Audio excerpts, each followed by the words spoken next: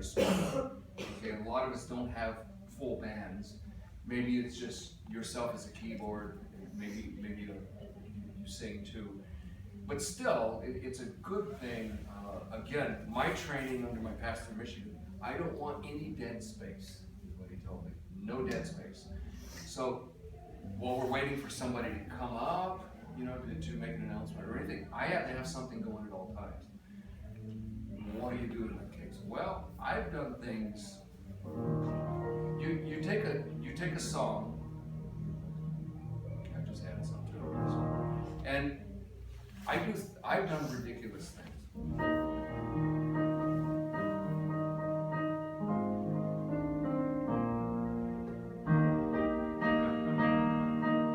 You know what it is.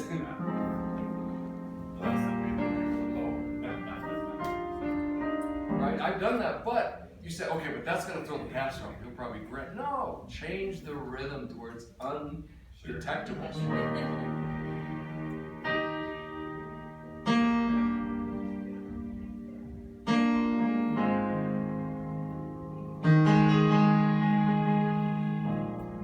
That's Mickey Mouse song, right? Mickey Mouse Club.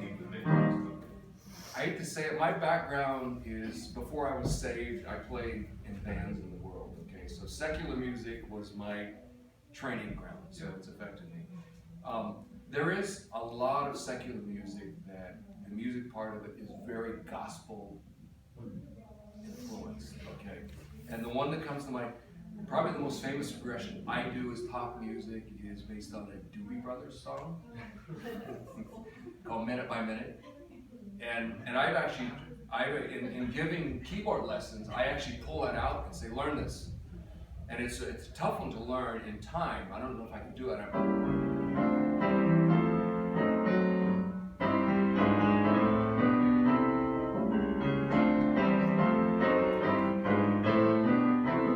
Okay, you say, okay, but you're not going to sit there and play minute by minute. But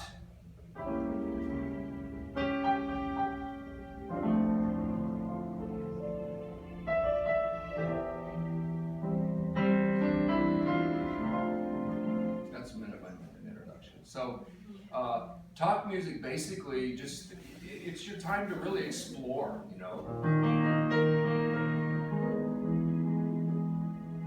Okay. I know this is kind of advanced stuff, but it's your time just to play around. So, that's kind of my guess. One thing It's fun is if you are playing background music, and you hit something and it sounds terrible to your ear, honestly, man, play something bad. You have to get off of it and make it sound like you meant to do it. Transition chord.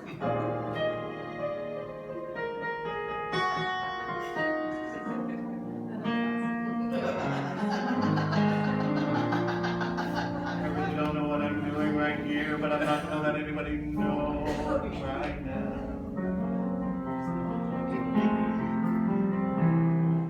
You have to just be able to explore, but know how to cover. So don't go too explorative beyond your theory.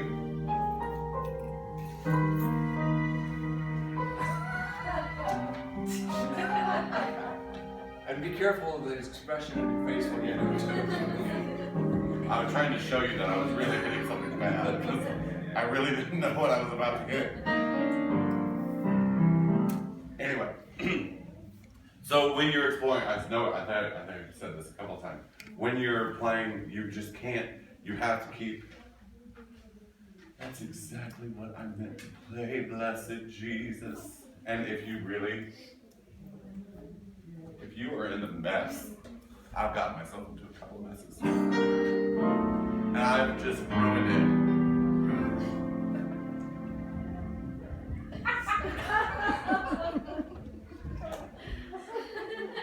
I'm telling you, it may sound carnal, but honestly, when you can admit that you have just messed up and just throw your hands up, it's like calling for mercy.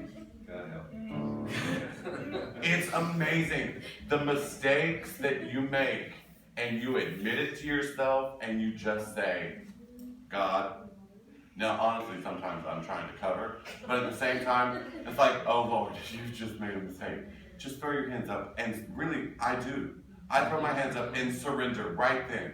And boom, it breaks. It may be the clamped downest, yes, I just made it a word, the most uninspired service you've been in. And that moment where your humanity and your failure, you have just exposed to the world, and you are okay with it, and you don't cause a scene, and you just throw your hands up and start to worship that moment. 99.99 times out of 100, the Spirit of God will move in right there, because if you're doing it from a sincere heart, He will bless way beyond anything you could ever imagine. Honestly, it has saved mine. Took us a couple of times. But honestly, it really does. That strings, those strings are I know annoying. how to get it out of there. I have one more question. I've got encountered before about this, and I don't really know how to deal with it, and so this is the best place to say it, is when you are worshiping, and the Lord lands on you, and you are weeping, and you cannot read your notes. Come on. It's okay When to you're go playing. without music. When you're playing, and it has a tendency sometimes when that happens that, of course everybody's worshiping, but I'm trying to get my snot rag or something to wipe and try to keep playing, and I sometimes don't know really how to act about that, and I don't know if there's classes about that, but so I'm asking you. True worship. If the congregation is at a true moment of worship, the music is no longer needed. At that moment, there are many, many times where it has gotten to the place where I am sitting at the piano and I break down and just cry in the presence of God. And I will try my best to keep it going. And I lose track of where I am because I'm lost in my own worship. Yeah. That I just stop, because if I'm focused on worshiping God and the Spirit of God is filling that place, whatever I'm playing no longer matters. The congregation no longer is listening. There's a roar of worship in there. Okay.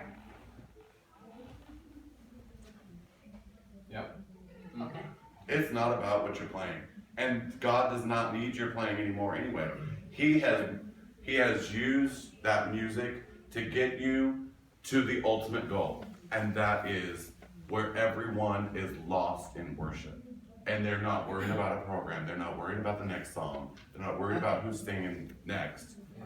Just worship. That's what we're all there for anyway. Let me add 2 points to that. As the church I was in Michigan, annually we hosted Brother Stone King for 25 years. And if you've ever been to, sat under his preaching, you know that typically when he's done, the place is just spontaneous worship. And the hardest time of myself as a musician was really sitting there and, first of all worshiping myself, and then deciding what's the right time to go up there and when is music needed. And a lot of times it would go 20 minutes, a half hour before I felt like, okay, now it's time to go up there. You don't always need music. And that was the one time my pastor made an exception about the dead. Well, there wasn't a dead spot, there was worship.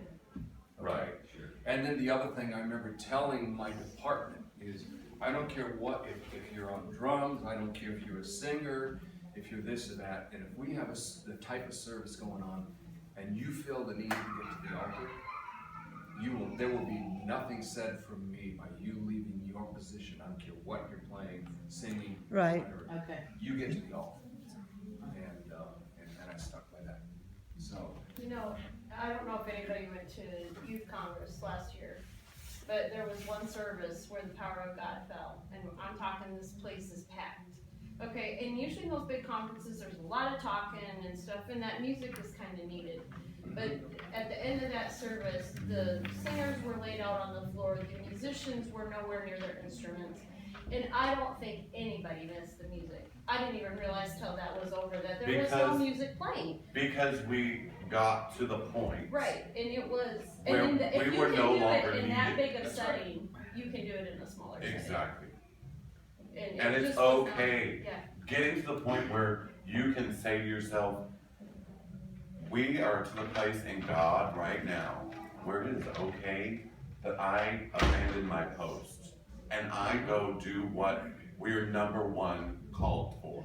And that is to serve people and to walk through the altars and pray with people.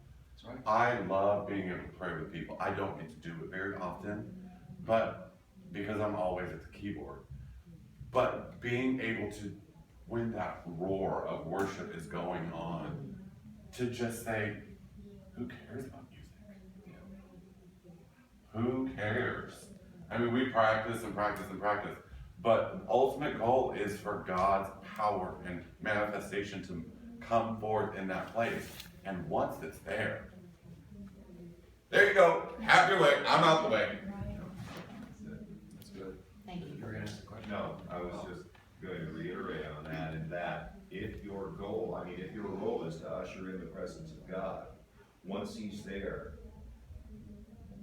then how much more, you're not gonna get any better than God. Right? That's right. That's good. You can't top it. Right, yeah. You have done what you needed to do to get everyone to that place. It's up to them to entertain the presence of God and no longer listen to you. You need to just take your place and just go be with them and worship God. This is good. Yes.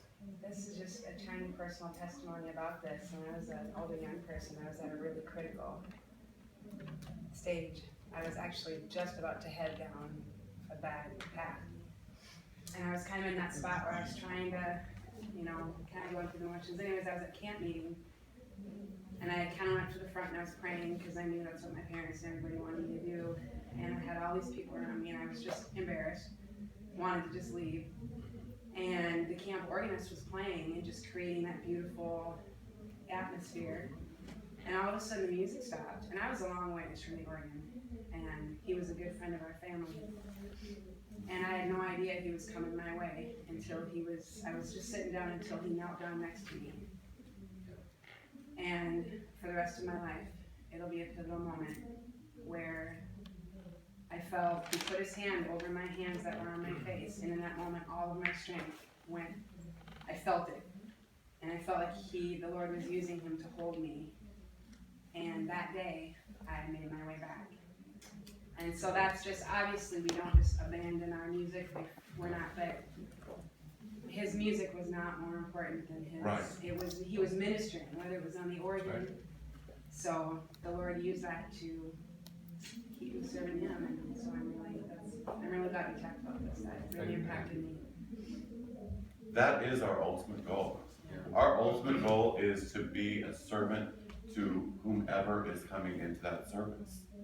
And if you can usher in the presence of God by your playing and your singing, and the power of God falls in that place, it is okay to just run out. And if God has laid somebody on your heart, don't try to, you go right with them. Go do it yourself. God spoke to you. God pointed that person out in the crowd to you. Go. I know that's not keyboard, that's not teaching you anything about keyboard, but it's teaching you to respond to the voice of God that's speaking to you. That's right. He may not be telling somebody else. He didn't put the burden on somebody else to go pray with them, because if he had, they would have went over there and prayed with them. So respond to God's voice and go. Abandon the piano. It will be there when you are finished praying with somebody. Amen. That's good. Well, I think for a small church, because I know sometimes we only have 10 people, so you don't have that roar. Yeah, keep a CD handy Exactly. Yeah. It's nice. and put that in. Just find a CD that you like with soft music, so it's not distracting. But keep that handy if you feel you need something to One that works for me in my own private worship is Kathy Hernandez's, any of her stuff. In that same vein, there's a jazz artist, Kirk Whalum, who's put out Hymns from the Garden, and it's one of the most beautiful prayer or at a time like that. I prefer instrumental for times like that as I don't opposed like to words, singing. because the words kind of get in my way in my prayer time and everything else. So I prefer the instrumental. There's several out. Michigan has Eugene Mann, who's a good friend of mine. He has a nice instrumental CD out too. I like the saxophone too. Yes. Back to actually playing. Yes. Since when you're actually improvising, like during a song or during a service, Yeah. how do you know when to use a blues scale when you're playing like upbeat music? If it's black, typically that's begging for blues scale kind of riffs. I mean, if you're doing the,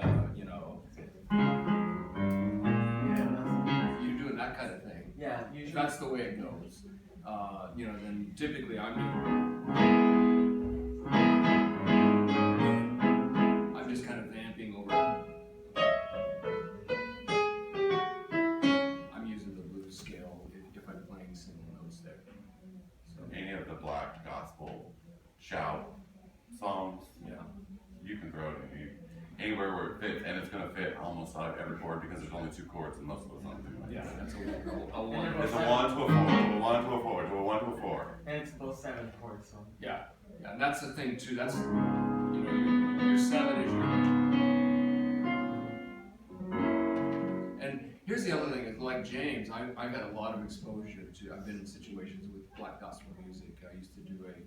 I was the organist for a Martin Luther King tribute choir every year out in Michigan, and a lot of times there would be another keyboardist, and they would play something. And I said, "Okay, what's that chord right there? What's that chord?" I don't know. I'm pressing these keys down here. Exactly. And so, how that ties in with improvisation. I've been to music conferences. Like I used to go to in IBC. You ever sat in a Jeffrey Brandon?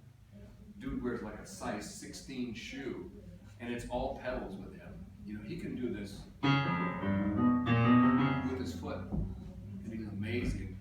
But people would stop him and say, "What chord are you playing?" And he goes, "I don't really know," because a lot of black gospel is discovered by experimentation and just what we would call a mistake. If it sounds horrible, which to me that sounds pretty good, but so the jazz music I listen to Thelonious Monk. If you ever listen to his stuff, he's got Lots of other seconds. yeah. So and again, I'll build on something James said earlier too that just came to mind here. Is find yourself in your piano playing. Be yourself. Okay, you can't be. I listen to Bill Evans. I will never be a Bill Evans. He's a jazz player that's just remarkable. However, sometimes with my voicings, I may be influenced by a chord leader. Here's another one I did. I use this a lot when I discovered it. How many familiar with the Charlie Brown Christmas songs, right? So, Merry Christmas.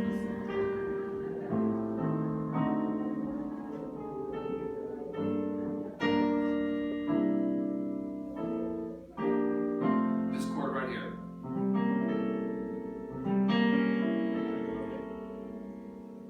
If that's the only chord that I took away from that whole lecture, I use that a lot as kind of a turnaround chord. Okay, again, but sometimes they discover these things by accident. It's like, oh, that's cool. What are we going to call that? So, one quick exercise. I'm going to touch briefly on playing in A key. Okay. I did have like a month's worth of piano lessons. Okay. Otherwise, I'm self-taught.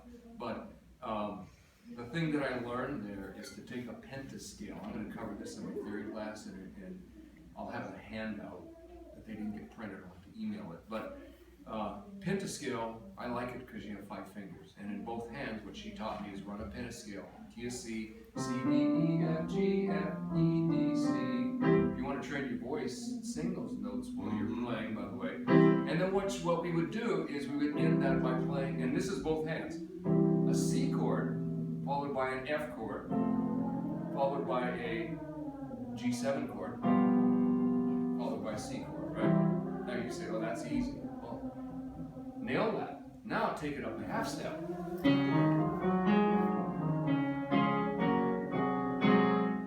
I just played the predominant chords in the key of, in that case, D flat or C sharp, whatever you want to call it, then go up. Some are harder than others, the key of B. I'm just gonna throw this out there. If you are working on scales, B and F sharp or G flat are the most wonderful scales to work on because they are so simple. Yeah. So just get that out of your head that they're hard keys to play in, and when you're working on your scales, because they fit your hand flawlessly. Yeah. They are designed for pianist fingers because you can just fly through them. It's the easiest scales you will ever play. Everyone always starts you in C. C is the hardest scale for me to remember because you are all on white keys and you're having to cross your hands and do all that stuff. All on white keys.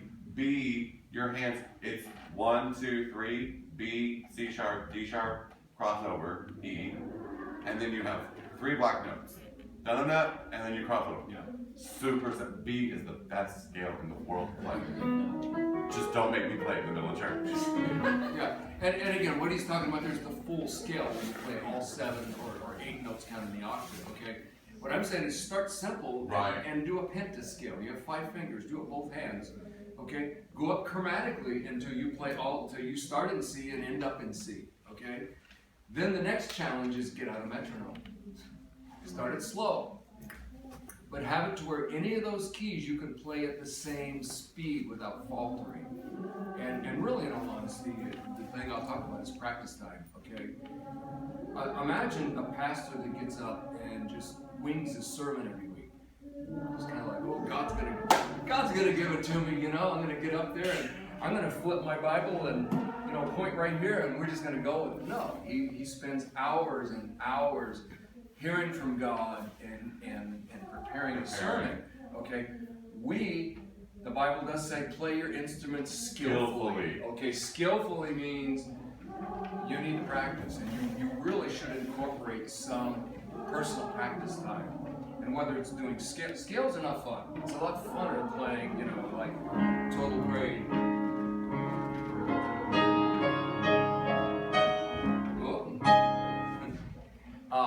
It's a lot funner playing songs. However, scales kind of create a basis of some of the things you need to do, especially if you're struggling in certain keys. And if B still gags people out here, then practice that pentascale with B.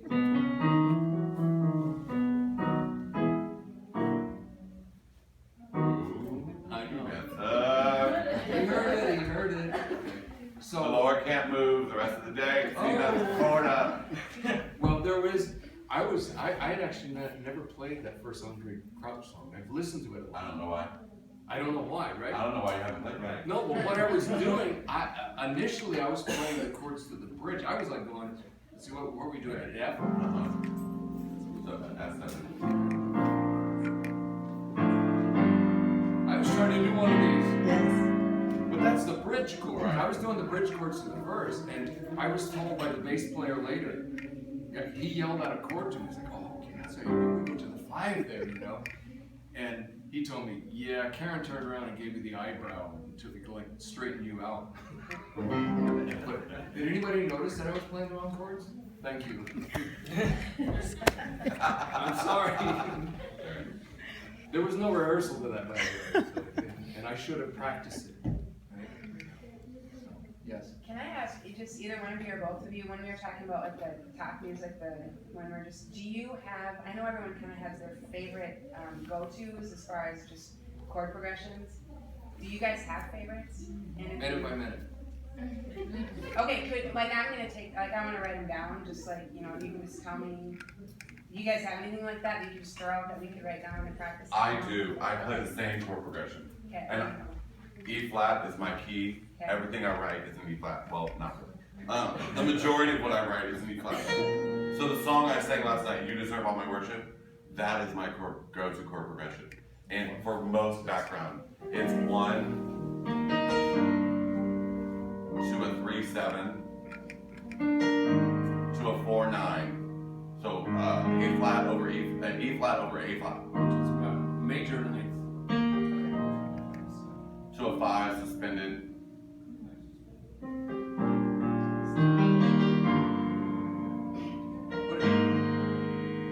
So just to build on what he's doing though, is let's just say that the announcements or the talk is going on longer than you expected and you're getting bored playing again. Raise it a key. Come on, put you on the spot, go to E. It just, and that's the other thing, in Michigan, we did a lot of half-step raising. That's where I learned to really be more adept in any key. Because the pastor would look at me like this. And that's I'm a going, great time to practice it. yeah. Because the Yeah. pressure's kind of off. But I'm talking about even, he'd do a song out of the hymn, okay? And I'm looking at the sopranos are near the top of their range, and he's going like this, and I'm going, I know he's gonna do this 6 times. So you don't go whole steps on there into the easy keys. You go half steps so you don't kill your singers. And then we get to a point where it's beyond their key, and I'm just going, I'm sorry. It's his fault.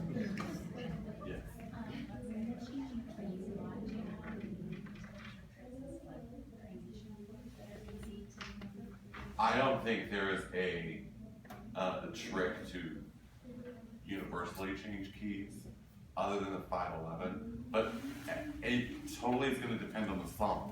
You may not have time to hit a transitional chord. Go to the, okay, so you're in F, you want to go to G, okay? Go to the 5 chord of the new key. So the 5 in G is D, so you go F to a D.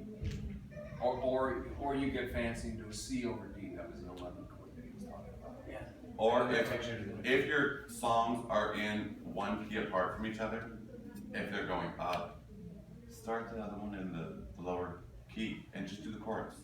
How great is our God? Sing with me, how great is our God? Oh, see how great is our God? How great. You've now got to the key that you really wanted to be in by singing it in the key one step lower. So that's another way I do it. I don't like to, we've just ended this song in G, and the next song is in D flat.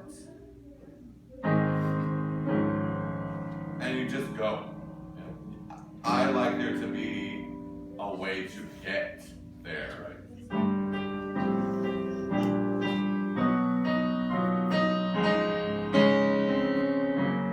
So you don't want to just go, Right. end of this song. We're now starting the next song. That's why I'm asking the question. You want to plan it into your, you want to write out your transition. If they are funky key changes, like I was doing G to D flat, it's not just gonna flow. So you want to build it into your chord changes, into your intro to the next song. Now, we gave you the simple version. It gets more complicated. Let's say the chorus you're gonna go to begins on the 4 chord of that. It gets a little weird to do those. We're giving you the simple way of your first song ends on the 1 chord of that key, and your next song starts on the 1 chord of the new key. You just go to the 5 of the new key, or the 4 of the 5 of the new key, right? Other ones are a little rough, and you have to get a little creative on how to do that. A lot of times what I would do, if I'm gonna establish a whole new key that begins on something else, I would motion to my praise singers, like, hold off for a second here. I'm gonna get us up to this new key, and then we'll go into the chorus. I'm not Sorry. go ahead. Or what? I'm not somebody who, I know it's a growing trend that people talk for an hour in between songs. Just shoot me in the head. My job as a music director and a worship leader is to lead worship. I'm not called to be a preacher, although sometimes I have to preach. My job is music, and so I don't talk. Other people love to give introductions, and if the Lord really hits me and I need to say something, then I say it. But if I'm stopping to talk, my church knows that I have something I really want to say. But really, I don't do a lot. If you have a worship leader that likes to talk, I used to have one that loved to talk in between songs. And it gave me tons of time to get from the key of G up to the key of D flat so that I could build this transition. I personally don't do that. So what I do as a worship leader is I map out my songs to where they will be in really close keys or try to get them as in the same key. We're gonna talk about that a little bit at the 1:30 session too. So. Now, we are out of time. Oh, we are? Yes, we are out of time. The next session